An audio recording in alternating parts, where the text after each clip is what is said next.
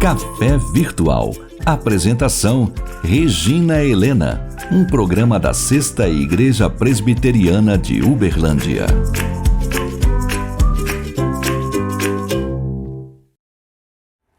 Olá, seja muito bem-vindo ao Café Virtual. Que Deus abra nossos olhos, nosso coração, para nós enxergarmos as maravilhas da Sua Palavra. E hoje eu gostaria de falar sobre isso, sobre visão.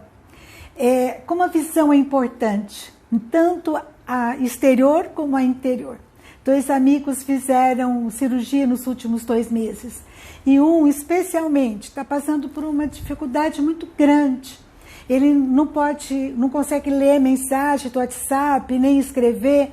Ele tem que receber e mandar áudios. Como é difícil, não é verdade? Agora, pior ainda é quando a gente tem cegueira interior, né? Cegueira espiritual. Isso é a pior dificuldade, maior dificuldade ainda do que a visão exterior, não é? E eu gostaria de falar exatamente sobre isso. Como está a sua visão de Deus? Ela está opaca, ela está nebulosa, distante? Ou como é que você está? Você tem vislumbrado, você tem experimentado a presença de Deus na sua vida? E eu gostaria de falar sobre o texto que está lá em Isaías, capítulo 6, de 1 a 8. A visão de Isaías e o seu chamamento. Diz assim: no ano da morte do rei Uzias, eu vi o Senhor assentado sobre um alto e sublime trono, e as abas de suas vestes enchiam o templo. Serafins estavam por cima dele. Cada um tinha 6 asas. Com 2 cobria o rosto, com 2 cobria os seus pés e com 2 voava. E clamavam uns para os outros, dizendo: Santo, Santo, Santo é o Senhor dos exércitos. Toda a terra está cheia de sua glória. As bases do limiar se moveram à voz do que clamava, e a casa se encheu de fumaça. Então disse eu: ai de mim, estou perdido, porque sou homem de lábios impuros, habito no meio de um povo de impuros lábios, e os meus olhos viram o Rei, o Senhor dos exércitos. Então, um dos serafins voou para mim, trazendo na mão uma brasa viva que tirara do altar com uma tenaz. Com a brasa tocou a minha boca e disse: eis que ela tocou os teus lábios, a tua iniquidade foi tirada e perdoado o teu pecado. Depois disso, ouvi a voz do Senhor que dizia: a quem enviarei e quem há de ir por nós? Disse eu: eis-me aqui, envia-me a mim. Olha que visão extraordinária. Aqui é um texto que fala tanto ao nosso coração. Isaías conta que no ano da morte do rei Uzias, ele vê o Senhor. Eu já vi algumas mensagens desse texto em que os autores dizem assim: olha, na morte do rei Uzias, e ele relaciona a morte, a perda, a crise como um despertador para a gente poder ver o que está acontecendo com a nossa vida espiritual. Muitas vezes deixa alguma coisa que está atrapalhando, para a gente poder, assim como Isaías, enxergar o Senhor. E isso é verdade. Às vezes a gente vai se acomodando, a pança está cheia, né? A gente come uma feijoada, está tudo bom na nossa vida, está tudo indo em ordem, e a gente vai ficando sonolento na vida espiritual. A gente vai deixando de ler a palavra, deixando de buscar a Deus em oração.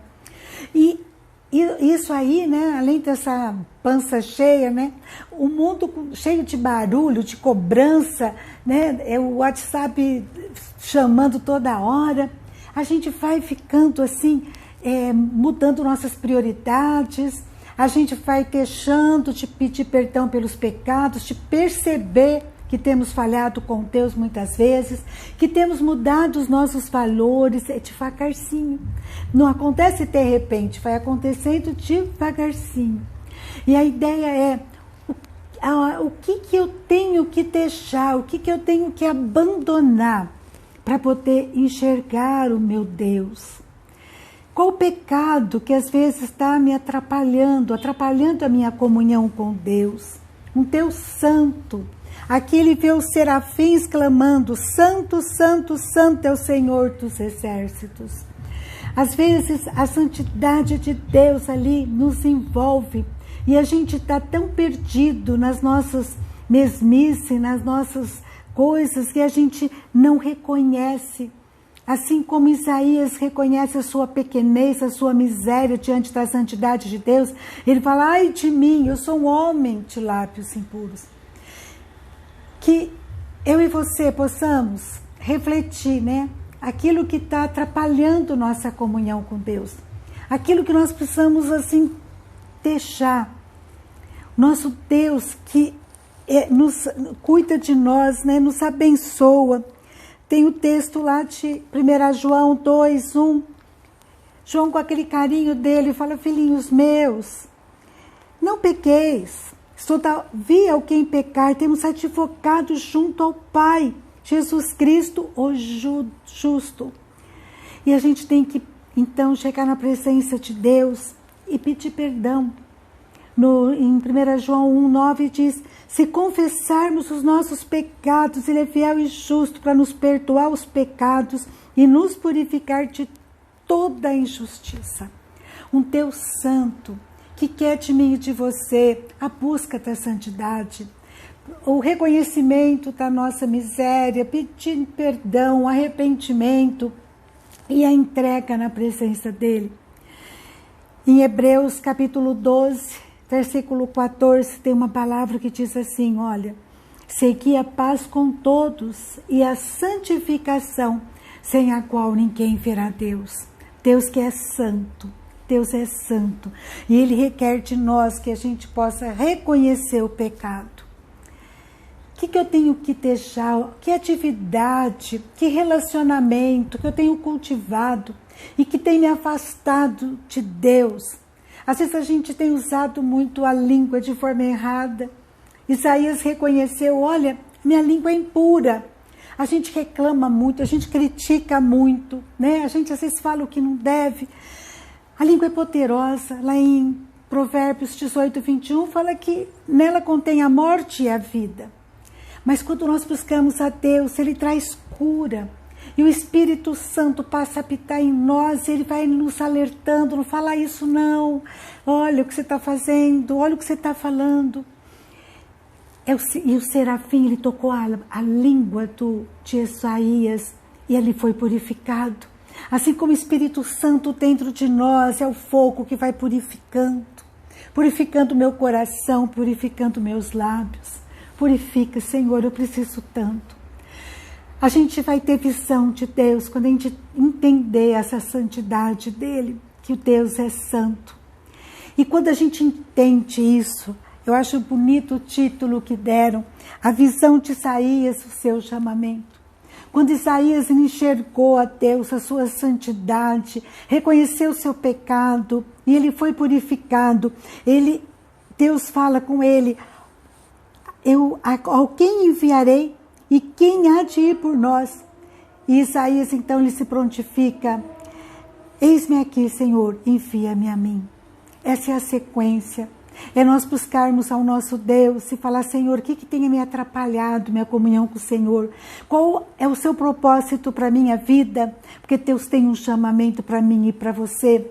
Ele quer que você faça algo nessa geração, né, tão fast food, que tem banalizado tanto o sagrado. Essa geração que tem realmente destituído de honra o seu coração, essa geração que tem realmente só buscado fast food, show, prazeres, adrenalina. Que a gente possa nessa geração ser canal de bênção, não tambor de água parada, né? Que é criatório de parasita.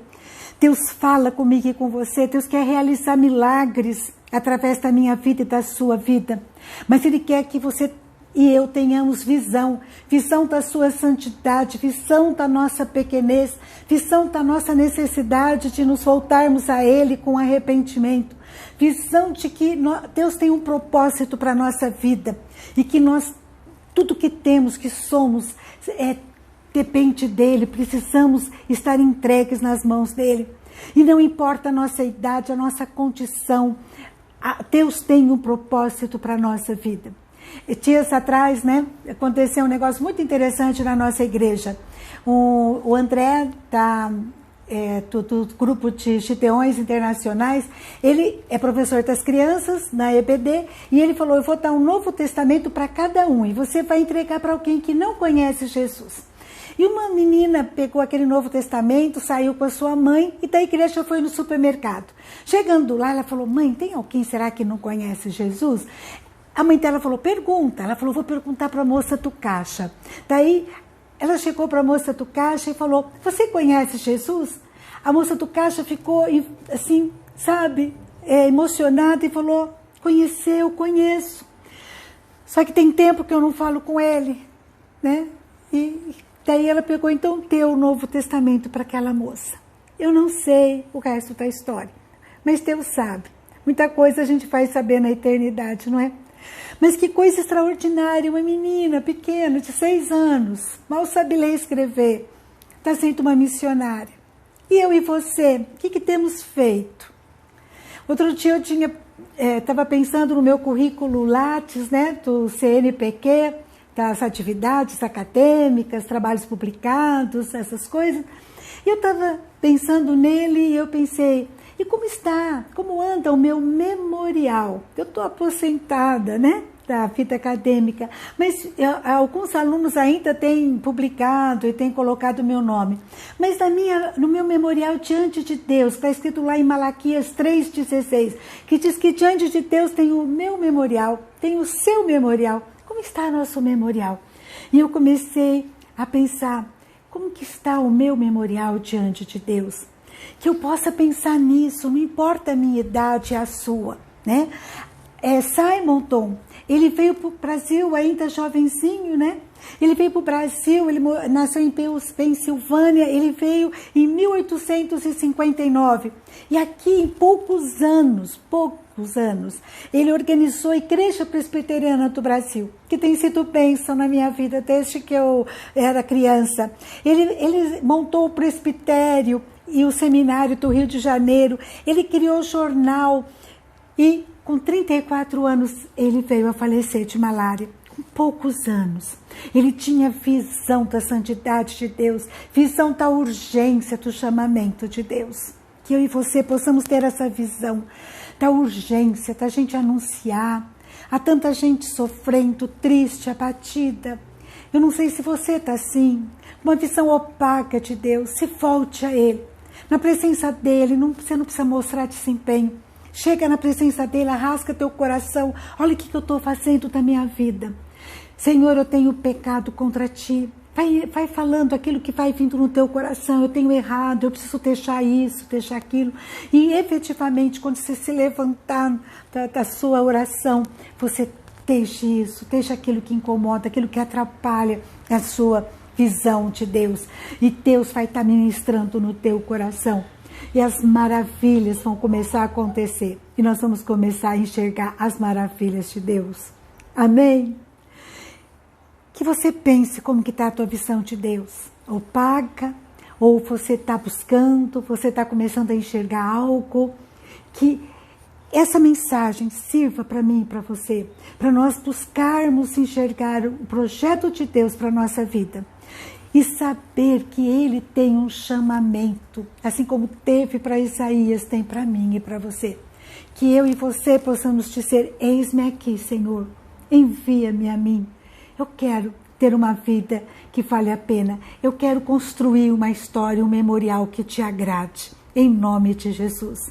Um memorial com frutos eternos e não palhas que o vento leva ou que o fogo rapidinho consome. Que Deus transforme o meu coração e o seu, que purifique e a gente busque a santificação em Cristo Jesus, com o auxílio do Espírito Santo que em nós habita. Amém? Que Deus abençoe sua vida e fale ao teu coração. Abre os teus olhos, interior e exterior, para a sua palavra. E até a próxima.